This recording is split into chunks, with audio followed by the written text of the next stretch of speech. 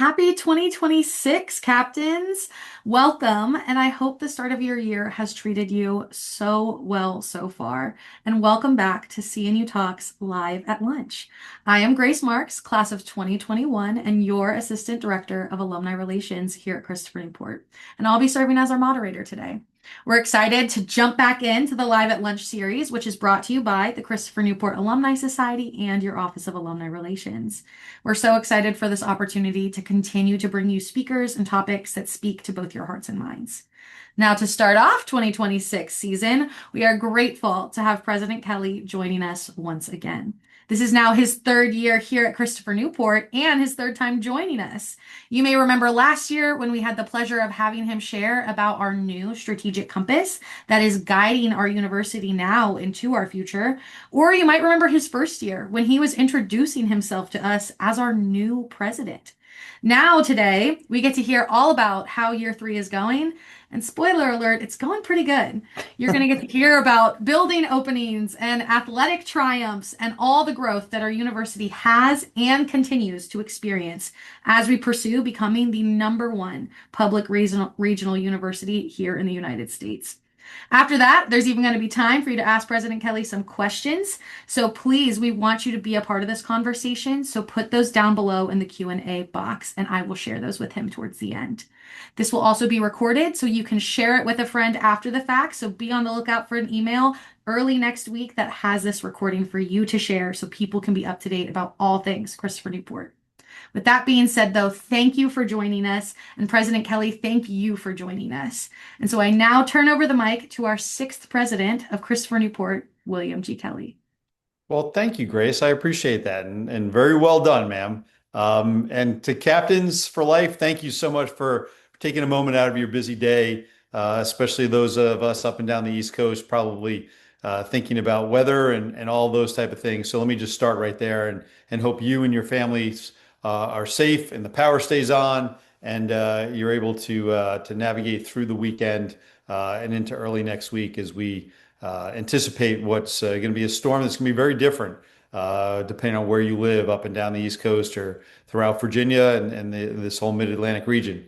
And for those of you in Florida, please send warmth.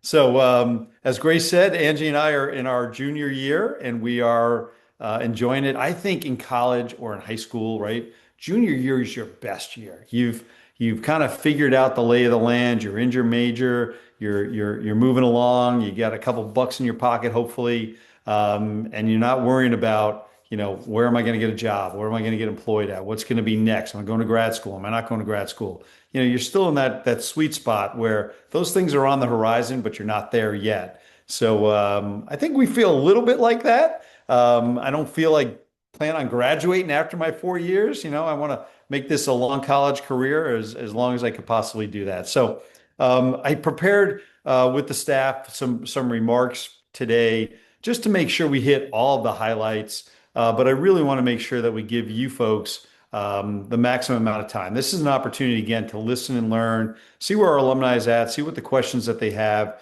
and then be able to provide the feedback, insights, or if we can, make sure that we jot those down and we get back to you. So let me just start by saying where we begin. Our vision for the university has not transformed all that much from probably when you graduated. In fact, I just sent President Tribble a note today.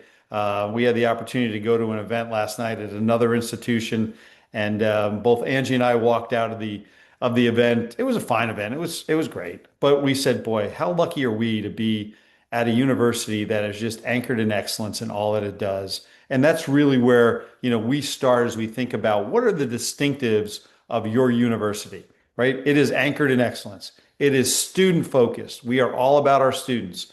We are a teaching university first and foremost, and you know that our faculty care so very much about you when you were here, and they continue to care about you now that you've moved on.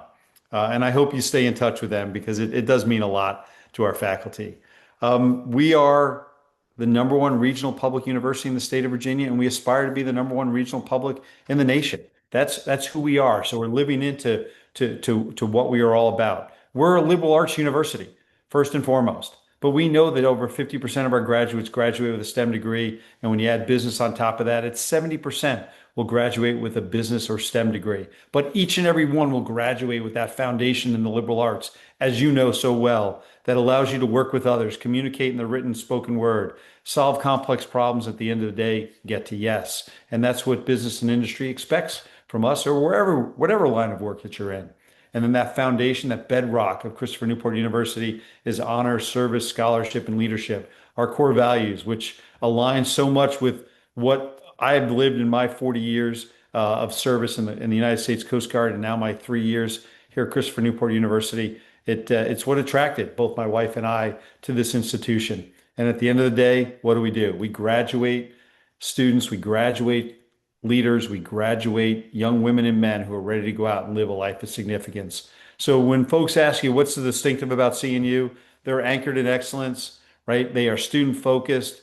They're the number one regional public in the state of Virginia and going to be the number one in the nation. It's a liberal arts institution that's has great STEM and business graduates coming from it each and every day. It's our core values. And at the end of the day, you'll live a life of significance. So that's kind of an overview of where we're at. But, as we think about what's going to guide us in the next 5 years, it's our strategic compass. And I know I've shared that with you before on these calls, but we have our four priorities in place.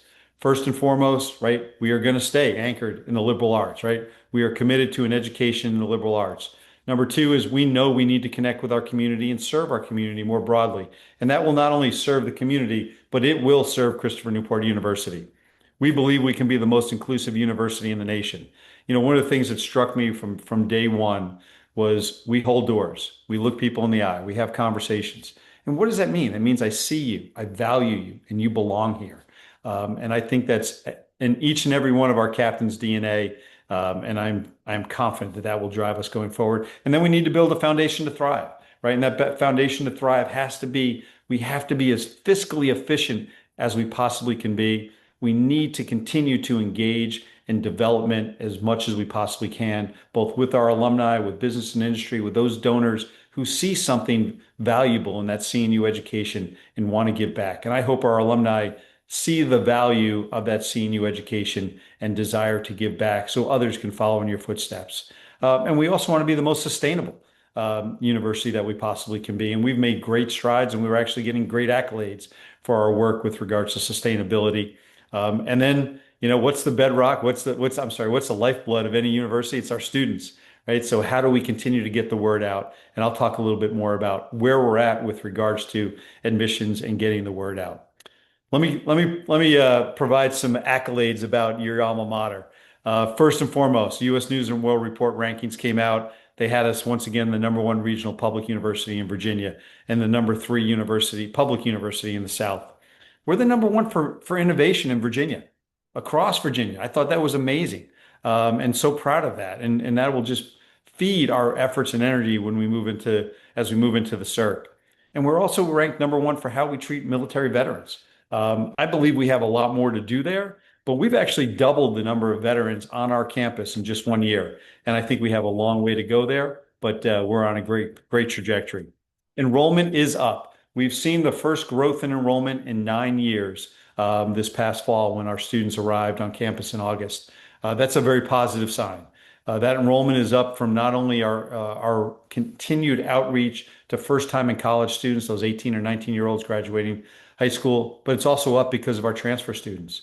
And I think the perception is the vast majority of our transfer students are coming from the community colleges. It's actually about 50-50. 50% of our transfer students are coming from community colleges, and that's great. And about 50% are coming from other four-year institutions where they went, wasn't a good fit. They probably looked at CNU at some point in time in their high school journey, and they came back. And we love that. And we just had 90 new transfer students start with us in January of this year, just a couple of weeks ago. So very exciting.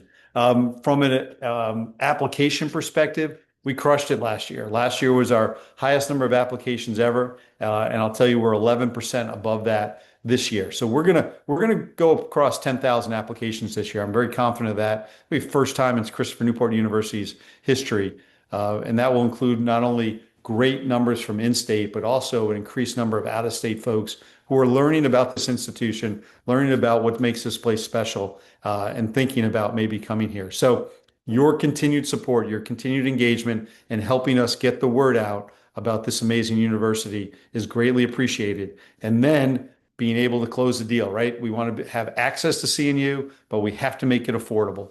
And that is one of the things that when we speak to our alums, helping us pay it forward, right? So that those folks can follow in your footsteps, and we appreciate your support there. You know our faculty are amazing. I've had the privilege of learning that over the past 3 years. Let me speak to one of our faculty, Tarek Abdul. I'm sorry, I just had a recording in progress come across. He's a chemistry professor that many of you probably know or had. And Tarek actually worked with our students to identify a chemical compound. The first time CNU faculty have ever done that. It's actually called, you can look it up. It's TAK CNU.1. And it has to do with, I'm not a chemistry major, but it has to do with this sponge-like microorganism that can retain energy, can retain harmful bacteria, and whatever process you want to use it in. I'll stop there because TAF-CNU-1 is pretty cool. And what's neat about it is not only did our faculty develop this, but our students did it side by side with them. And Tarek is actually one of 4 faculty members that were recognized by Stanford University as the top 2% of scientists in the world, not just in the United States, not just at public universities, in the world. And 4 of our faculty members have accomplished that. So we're so very proud of them, and I continue to be honored each and every day by the faculty who serve at this university. They've been warm and embracing to me, and I value that. You might have heard we have a pretty good athletic program. I know you know that. And we like to talk about sports here. We like to talk about the arts here. We like to talk about everything that makes CNU special. But this past fall, 5 of our athletic teams, field hockey, volleyball, men's and women's soccer, and football, all made the NCAA tournament. There's 426 universities in the Division III landscape. CNU is the only one that crushed it in all 5. And we are so very proud of them. Everything that our students put into it, our student athletes, our coaches, our training facilities, our training faculty and staff, and all of you who come to support our students, athletes. So we're off to a great start in the winter. We'll see where men's and women's basketball and track and field go. But we are continuing the legacy of excellence on the athletic courts. And you know that the Ferguson Center and Torgelow Fine Arts Center continue to be jewels in our community. When we speak about our strategic compass and connecting with our community, those are clearly 2 places where we have the opportunity to connect with folks. In fact, we were supposed to celebrate the Arts for All ball on Saturday. 750 folks were coming. We've raised over $500,000 to be able to provide the arts for all in our community. The Commodores were coming to sing. And we had to make a really tough call on Wednesday to postpone that. But that was a little gut wrenching. My wife Angie is the chairwoman, and she's done a phenomenal job along with everyone on our campus. But we're going to postpone it, but we are going to have it, and we'll be dropping that news here real soon. And it's going to be great. I hope you've seen or heard about the opening of the Science and Engineering Research Center, CERC as we call it. 83,000 square feet. We just opened it on January 10th.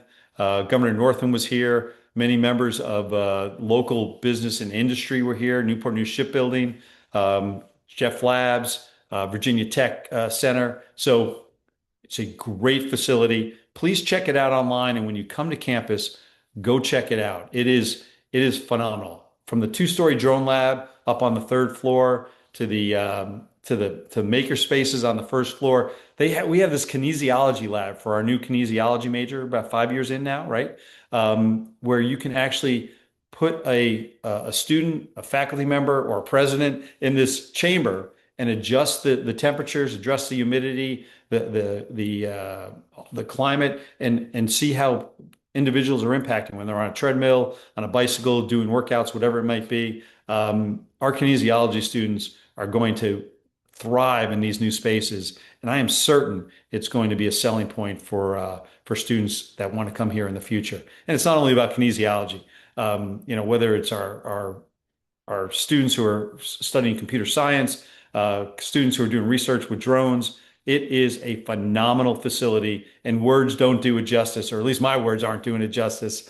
I hope you check it out online. I hope you check it out when you come here. It's right off the back of Luder. What we actually did is the architects did a wonderful job. They built it's basically a pass through from Luder into the Cirque. There's actually classrooms and spaces up there, a phenomenal courtyard. I can't wait to see what we do with that for homecoming and other things. And then you come into the Cirque. So it's beautiful. I'll stop going on and on about it, but I hope you take the opportunity to come by, check out the spaces, check out the new 3D printers, the mechanical spaces that we have in there. It's phenomenal, and it's only going to generate more opportunities for us as we look to potentially bringing on mechanical engineering in the future to serve the needs of the Commonwealth and beyond. So I am so grateful that the Commonwealth funded us for this building, and I am working with the leadership in Richmond to ensure we get the operating funds to continue to do the things we need to do there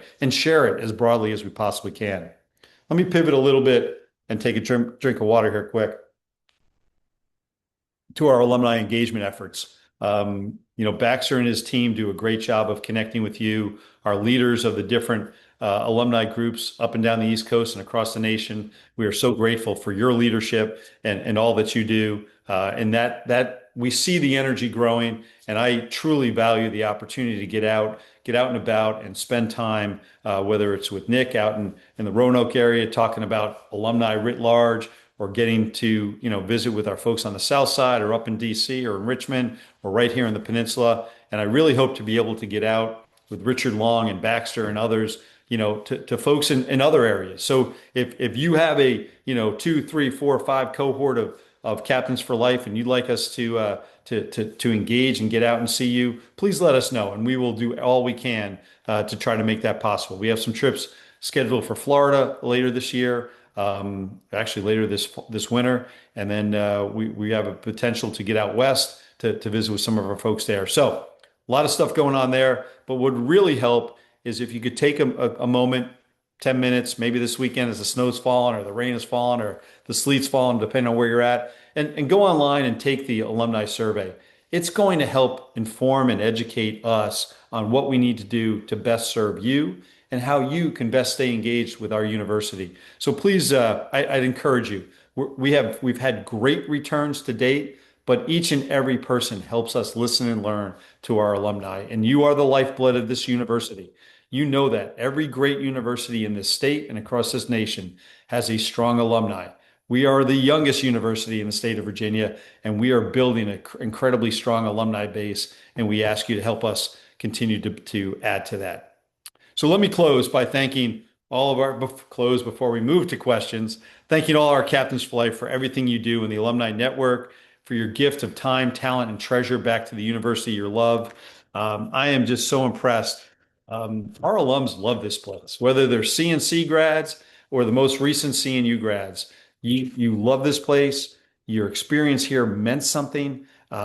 You value it. And I know because I get the opportunity and privilege to speak to legislators, business leaders, leaders in our community, both on the civic side and the private side.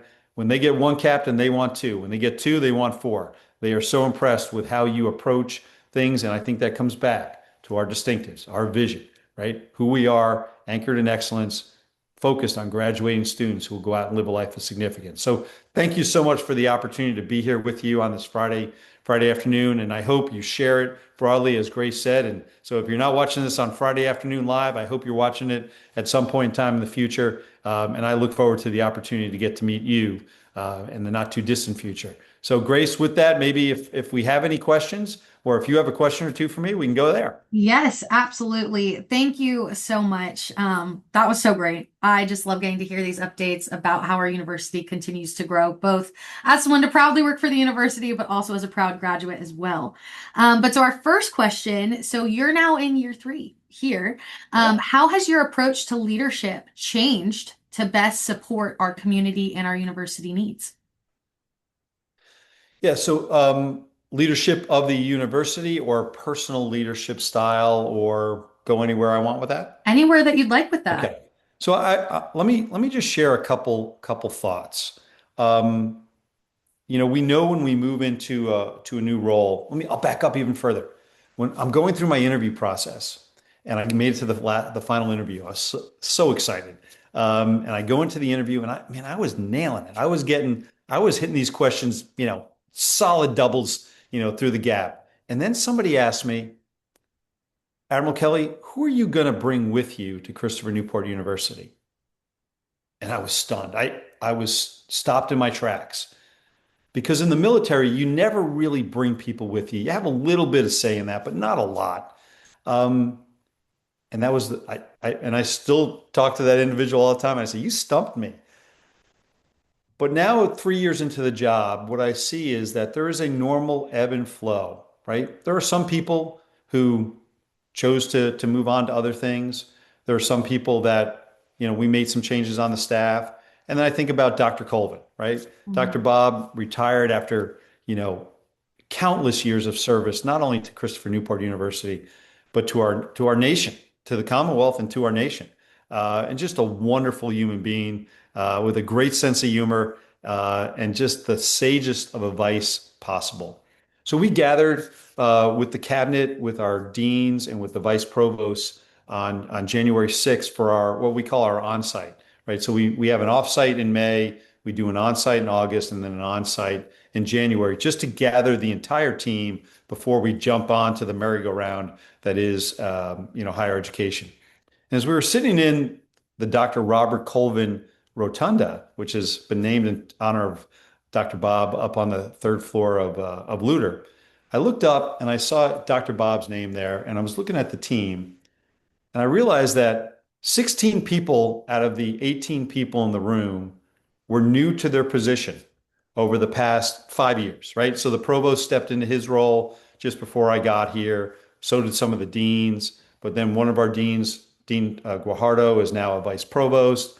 Jennifer Latour, captain for life, right, is now our chief of staff. So it's been a lot of change, and not all new people coming in, but folks in a new role. And we've had a couple things. Just I'd mentioned the Arts for All ball, the Cirque opening, and a couple other things that we're working through right as a team.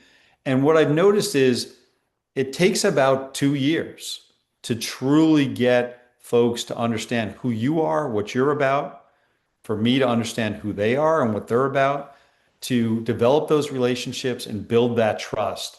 And I would offer that, and I shared this with the cabinet yesterday when we met. We're getting close. We're getting really close to being that team that is just, I see you, I know what you're thinking. I'm gonna, and you've all been part of that team or that organization or that group before. And I really feel that we are on incredibly solid footing. And so with regards to my leadership style, I don't think my leadership style per se has changed, but the opportunity to work with so many professionals on this campus, and the opportunity to now have them and all of us buying into the CNU vision and what President Kelly's leadership style is all about, and me understanding what their leadership style is all about, has really started to self-actualize, if you will, just a bit. We're not there yet, and it's something you have to work at each and every day. But it is a privilege and honor to work at a university like this. Absolutely. Thank you. So we've got a couple different topics coming up, but we're first going to talk about Okay, enrollment things. sure.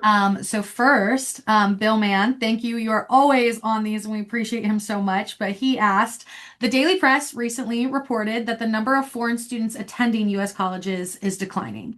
While Yes. our enrollments are up, is this decline in the number of foreign students a concern for CNU? Oh, Bill, big, big concern, right? So we have a very minute population of international students. We value all of them. The vast majority of our international students are students whose moms or dads are working up in DC, and they're coming here, or mom and dad is part of the State Department and they're working overseas, or part of business and industry working overseas and they come back. So we do not have a large population, but we know. Virginia Tech, UVA, William and Mary, George Mason, other institutions in the state have traditionally had a much larger pool of international students who, by the way, pay full freight. So they pay that out of state rate, which for us is about $12,000 more a year. And that's about consistent throughout the other public colleges. So that revenue is going to be lost. How are they going to make that up? We've already heard that Virginia Tech is looking to go to 40,000. We heard that JMU is looking to go to 40,000. George Mason's already at 40,000. So it's going to be incumbent on us to make sure that we serve as the hometown university. We saw our enrollment from Hampton City High School double. Hampton City High Schools writ large, not just Hampton City or Hampton High School, but Hampton City High Schools writ large went up by, not double, went up by 50% last year, right? That was just by a little bit of outreach with Hampton. The superintendent of Hampton City Schools happens to be a captain for life. That's not a bad thing. We've developed a great relationship with Dr. Haynes, but we need to continue to be that university that serves not only the people of the peninsula, the students of the peninsula, but how about the South Side? We have 55 students on campus from Virginia Beach. We only had two from Portsmouth and three from Chesapeake come in last year. We need to do a better job there. I'm freezing up a little bit. Am I freezing up, Grace, on the screen? Yeah, I can still hear you Okay. clearly, and it All looks like right. you're popping I'll back. keep going. So we have to make sure that students who, live on the South Side or live in the peninsula don't get on 64 and head north going to VCU or other places in the state. They need to know that this is their hometown university while we continue to build those relationships and fortify those relationships with the great schools in the Richmond area, the great schools up in Northern Virginia, right? How do we continue to spread the good news out west? I took a trip this past summer out west to visit with folks, and this past fall to visit with our folks out in Southwest Virginia. We met with two community colleges out there. So it is a multi-pronged approach, Bill, but you are spot on. The impacts of fewer international students will have a trickle down effect, and we have to make sure that we fortify ourselves and build a buttress so it doesn't impact our enrollment. Yeah, absolutely. Thank you. Now, kind of on the opposite side of the Sure. enrollment question, with then the increase in enrollment that we had this year, do we have adequate on-campus housing to handle those students? Sure. Yeah. So, President Tribble built the university to house and support 5,000 students. And that's where we should be. Right now, today, we're just over 4,500. We saw a little bit of increase, as I said, we're just over 4,500. So the good news is we got plenty of beds, we got plenty of tables and chairs at regattas and commons, and plenty of room in the classrooms. But we did see, to be fair, we did see in the fall that, especially for our incoming freshmen, some of those required classes were a little bit larger than they've been in the past. Still able to meet our goal of keeping folks in those small classrooms with the one-on-one with their students and faculty, and keep that ratio below 24 in the classroom. But it was a little bit more juggling around. We just hired a new registrar this week, so Brian will be joining us in 2 weeks, and that'll be a challenge for him going forward, working with the provost and others. But we are looking to grow, but we will not exceed 5,000. If we got back to 5,000 folks, this place will be rocking and rolling. We're on a good trajectory. It's not a steep trajectory. I just want to be clear with everyone, but it is a trajectory, an upwards trajectory, and we appreciate all of your help. Amazing. Where are we at in the 5,000 is where we would love to be. Where are Yep, we at right now? just over 4,500. Okay. Yeah. So with December graduation, census is actually Tuesday. So we'll have the numbers of the incoming transfer students, and we actually you'll have freshmen that will opt out of the fall semester for whatever reason, Mhm. right? And start with us. So you'll have some first time in college transfer students started, and then we graduated just 132 students in December at our wonderful December graduation. That was awesome, and Diamond Steen Concert Hall there. So we'll work those numbers out, but we're going to be over 4,500. Awesome. That's really exciting. We have someone asking, so as an alum and a parent of two, hopefully future captains who are in elementary school now, I'm curious how CNU is thinking about the next generation of captains. What experiences or values do you hope students entering CNU 10, 15 years from now will already have developed before they arrive? Yeah, that's a great question, Grace, and that's a lot of where, my free moments, whether it's on a walk or talking with folks on on a car ride or whatever it might be, we're thinking about, 10 years from now, 15 Yeah. years from now, right? And we were very intentional with the Science and Engineering Research Center. Not that everyone's going to be, in the STEM field, but to be thinking about where are we going to be 5 and 10 and 15 years from now? What problems are our students and faculty going to be grappling with 10 and 15 years from now? On the humanities side of the house, we just stood up a virtual reality lab, as we move into that space, right? And that's not really thinking about 10 or 15 years from now, but it's helping us hopscotch forward. I think as long as I'm here, I'm staying true to the values of this institution, anchored in the liberal arts, with the bedrock being our core values. So as we look to encourage students to think about Christopher Newport University, it goes back to our vision, right? You're going to be in small classrooms. Your faculty and staff are going to know who you are. We're going to know what you look like when you're right. So when you're having a bad day, we know how to step in or give you that guidance to get the help that you need. Because we know not every student comes here fully prepared, fully baked, wrapped in, ready to go, right? That we all come with our challenges and we all come with our opportunities. So I hope that, in 10 years, and I see them all over campus for homecoming and at the games and other, for our arts, camps in the summer. You see the captains for life bringing their future captains. And Mhm. I hope they look around and they go, "Why, this place is amazing. But you know what? The people are really nice here and they care about me." So those students who want to have that personal relationship, that high touch opportunity, this is the place to come. Even at 5,000 students, we are going to stay committed to making sure that we don't waver from that. And I can tell you, our faculty and staff are committed to that each and every day. And Grace, you and Baxter get to see it. We have the privilege of being here and seeing it firsthand. But if I was, when I was a parent of, well, my son, my two sons, who are 33 and 30, I would take them to the Coast Guard Academy as often as I could. That's my alma mater. We lived in Connecticut, but they got a feel for the place. It became part of who they were, right? And so my one son joined the Coast Guard. He went to the Coast Guard Academy. And my other son is a teacher and a coach. And I think a lot of the values that he saw as we interacted with folks on campus and did the things at that campus resonate in their lives. So I would just encourage, our parents who are out there, come back for homecoming and bring your kids. Let them run around on our campus. Let them take this place in. And then you won't have to sell them on it. It'll just be, "Mom and Dad, I'm going to CNU," right? And we live in a state, and I'm rambling here a little bit, but we live in a state where if you're a UVA grad, your kid's going to UVA. If you're a William and Mary grad, your kid's going to William and Mary. If you're a Hokie, they're going to be a Hokie, right?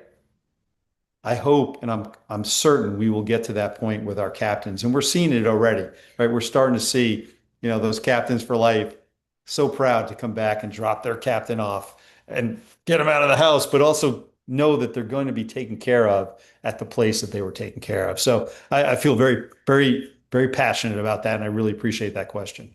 Yes, absolutely. We love seeing all the parents in Captain for Life gear from mom, dad to then the newest student. Move-in weekend, that is one of my favorite things to Oh, see that's every that's that's year. an awesome weekend. Yes. So we have an alum asking about what opportunities exist for older alumni to visit campus for either guided tours or meetings, because they graduated in 1997, and so CNU looks a lot different to them It now. does. It does. And every person tells me that, right? Even the folks from 2016 or 2017, this place looks different. Now with the Cirque, right? And soon our new plant operations building, and soon our military science building, Mhm. folks are going to be like, "Wow, this place looks different." It continues to grow, right? And that's a good thing. Mhm. But, I would say, Grace, you and Baxter are the best folks to answer that, right? We want every single captain for life, whether they graduated, in that very first class of one back in 1961 to today, to know that this is their home. They are welcomed here. come back on campus, take a formal tour, engage with alums, stop by the alumni house, or just walk the Great Lawn, right? Come and hang out at the DSU, get a soda, and just watch these students do what they do in their natural environment because they're pretty cool, and they will engage with you. Come back for a game, come back for a show. But Baxter and Grace, I would ask that continue to share like those points of access, both formal and informal, for our alums. Yes, absolutely. And she actually chimed in again saying she lived in the first dorm in the first year it opened in Santoro Hall. Into our So, hall, yeah, wow, that's so cool. Becky, thank you yeah, for sharing yeah. that. And yes, as he said, come by the Alumni House. We now this year have a historical map that overlays all of the original campus buildings onto our current campus. And we would love to orient anyone to how they can find whatever their favorite building was, regardless of when you graduated. But Uh, the bar's not here anymore on campus, right? no, I am Yeah, sorry yeah. that Okay, I mean, and okay. now even for those 2016 grads, Schooners isn't across the street either. You got to go further down Warwick for that too. Okay, trying to keep it classy over here, There everyone. you go. Um, we also have someone asking about, are we considering offering online programs, specifically like a master's program at any point? All right, I didn't set that question up. I can attest to that. Okay, this fully Hey, came in on their own. Thank you, we Rayanne. we need to continue to explore opportunities such as that.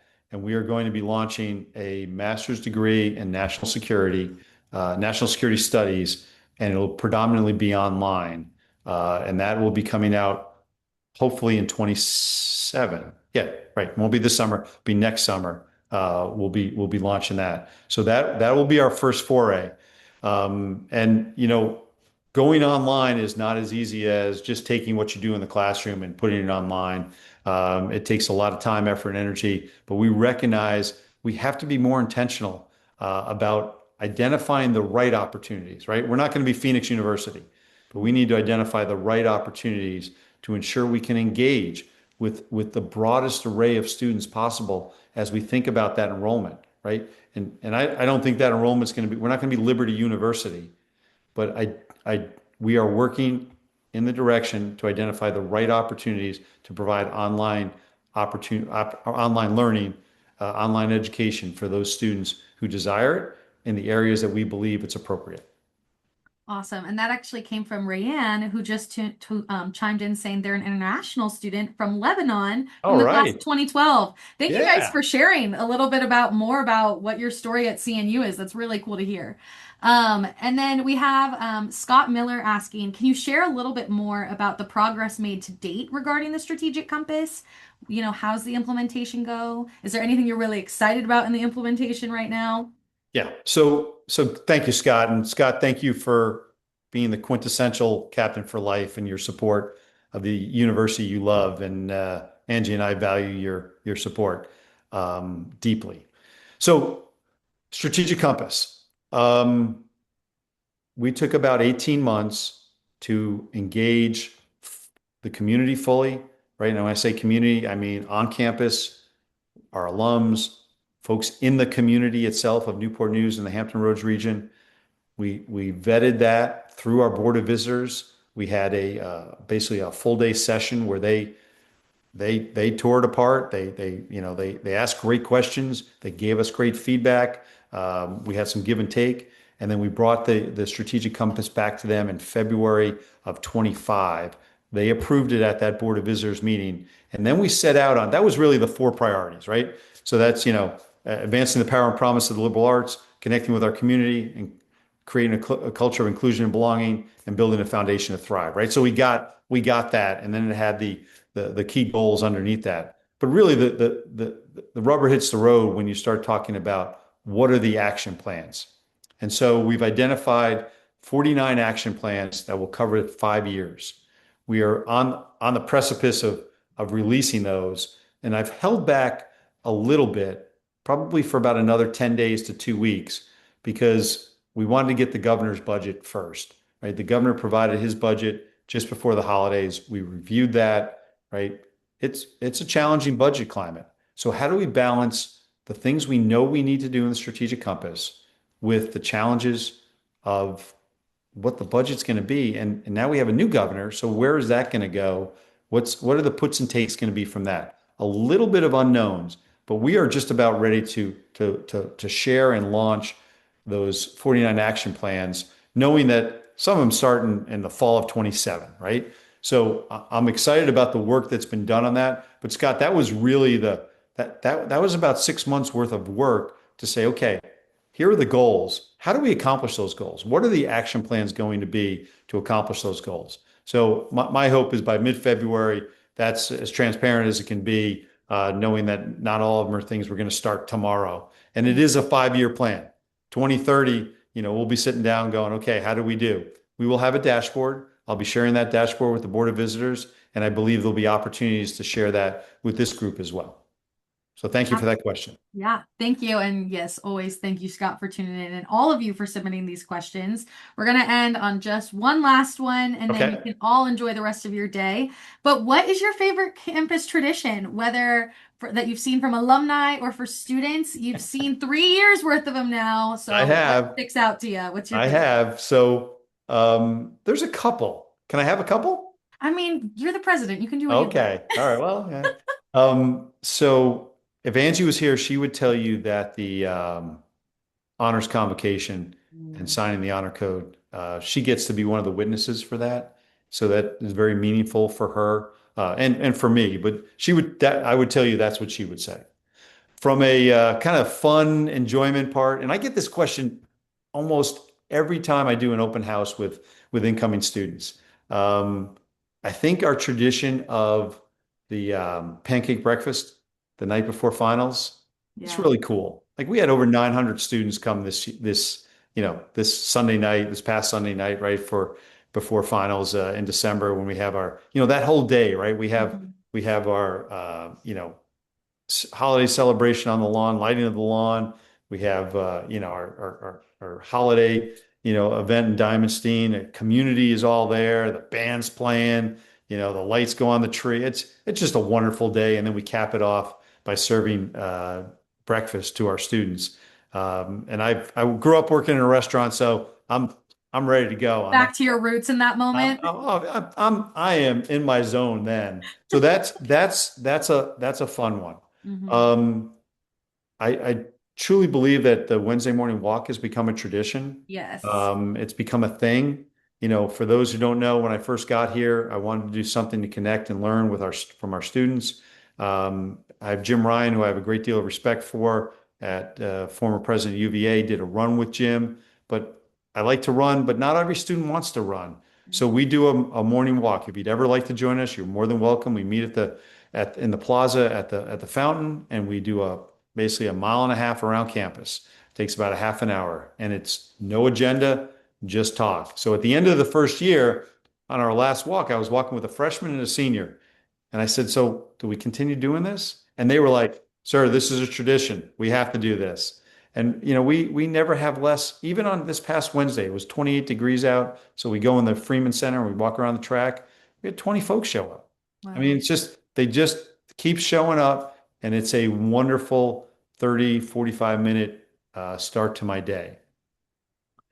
I'll finish with something that's very personal to me because of my time in the military is we have a very strong military community on campus, right? Many of our staff, many of our faculty have served, right? Or had a mom and dad, a brother or sister who served. So I think that culture serves us well. And I don't think we overemphasize it, but I think there's just this calm undercurrent, understanding the region that we live in with 120,000 military members in the Hampton Roads region. So when I have the opportunity to administer the oath to our ROTC students, that's pretty special because it means so much. So I don't know why I'm getting choked up, but I am. So I talk about one of the fun ones, one of the new ones, and then with something that's personal to me. So I appreciate the opportunity to be with everybody today. Again, I wish you all the best this weekend and through the early part of next week as we all, if you're in this part of the world, you deal with the challenges the weather brings. I invite you all back to campus. Please, if you can find 10, 15 minutes to take the alumni survey, it will mean something to us. We will read it. We will incorporate it into the broader efforts that we have because our alumni are so truly passionate about this university, and every great university has great alumni. And so I am grateful for the great alumni that we have, and I thank you for the opportunity to be with you today. And as always, go Go Captain. Captains. Thank you so much, everyone. We will return next month. And as President Kelly said, please be safe over the next couple of days if you are in this area or in any of the many areas that has weather coming. So until then, we will be seeing you soon. Have a great day. Thank you, President Kelly. Thank you.